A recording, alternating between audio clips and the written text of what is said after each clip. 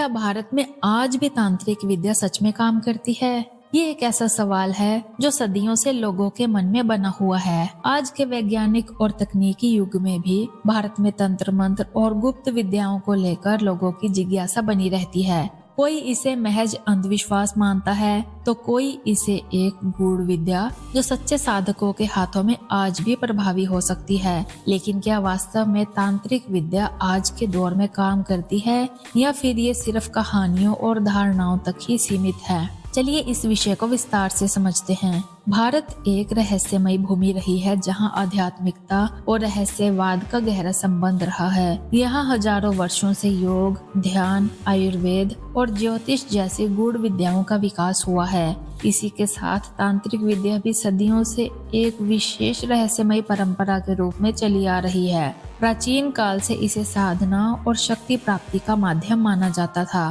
प्राचीन काल में इसे साधना और शक्ति प्राप्ति का माध्यम माना जाता था। ऐसा कहा जाता है कि तंत्र का उद्देश्य केवल चमत्कार दिखाना नहीं, बल्कि जीवन की गहरी रहस्यमयी शक्तियों को समझना और उनका सदुपयोग करना था। लेकिन आज जब हम इस विषय को तर्क और आधुनिक दृष्टिकोण से देखते हैं तो कई सवाल उठते हैं। क्या आज भी कोई तांत्रिक मंत्रों के बल पर असंभव को संभव कर सकता है? क्या आज भी कोई व्यक्ति तांत्रिक सिद्धियों से किसी को नुकसान पहुंचा सकता है या फिर किसी की किस्मत बदल सकता है? अगर इतिहास की ओर नजर डालें तो हमें कई ऐसे प्रसंग मिलते हैं जहां तांत्रिक शक्तियों का उल्लेख मिलता है। प्राचीन भारत में अघोरी, नाथ संप्रदाय और अन्य तांत्रिक परंपराएं रही हैं, जिनके साधकों को विशिष्ट सिद्धियां प्राप्त होने का दावा किया जाता था। कुछ ग्रंथों में ये तक कहा गया है कि सच्चे तांत्रिक अपने ज्ञान के माध्यम से प्रकृति की शक्तियों को साध सकते थे और उनकी ऊर्जा को नियंत्रित कर सकते थे।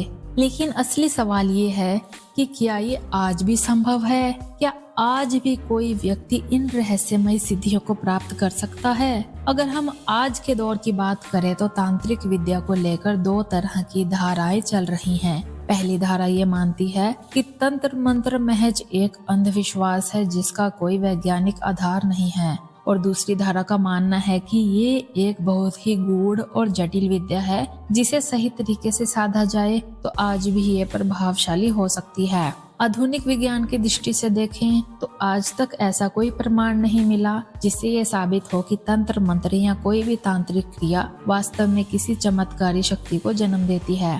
लेकिन मनोविज्ञान इस बात को जरूर स्वीकार करता है कि जब कोई व्यक्ति किसी चीज पर बहुत अधिक विश्वास करता है तो उसका प्रभाव उसके मानसिक और शारीरिक स्वास्थ्य पर पड़ता है, और इसी वजह से कई बार लोग ये महसूस करते हैं कि उन पर कोई तांत्रिक प्रभाव पड़ा है। इसके अलावा कुछ लोग इस विद्या का गलत इस्तेमाल भी करते हैं। आपने सुना होगा कि कोई ठग और फर्जी तांत्रिक लोगों को डराकर या भ्रमित करके उसका आर्थिक शोषण करते हैं। ये भी एक बड़ा कारण है कि समाज में तंत्र मंत्र को लेकर नकारात्मक दृष्टिकोण बन गया है। लेकिन वहीं दूसरी ओर कुछ साधु संत और योगी ये मानते हैं कि तांत्रिक विद्या एक मानसिक और आध्यात्मिक ऊर्जा को जागृत करने की प्रक्रिया है। वो इसे ध्यान और साधना का एक विशेष मार्ग मानते हैं जिसके द्वारा व्यक्ति अपने भीतर की शक्तियों को जागृत कर सकता है।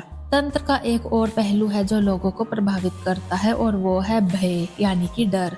कई लोगों को लगता है कि तांत्रिक विद्या का इस्तेमाल किसी को नुकसान पहुंचाने के लिए किया जा सकता है, लेकिन अगर हम भारतीय आध्यात्मिक ग्रंथों को देखें तो तंत्र का असली उद्देश्य किसी को हानि पहुंचाना नहीं बल्कि आत्मज्ञान प्राप्त करना है।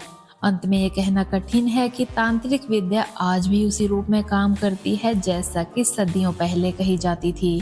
ये संभव है कि कुछ सिद्ध पुरुषों ने गहरी साधना के माध्यम से किसी स्तर पर अपनी मानसिक और आध्यात्मिक शक्तियों को जागृत किया हो, लेकिन ये भी सच है कि इसका कोई ठोस वैज्ञानिक प्रमाण नहीं है। अगर हम इसे व्यवहारिक रूप से देखें तो जीवन में मेहनत, प्रयास और सकारात्मक सोच ही हमें सफलता की ओर ले जाती है।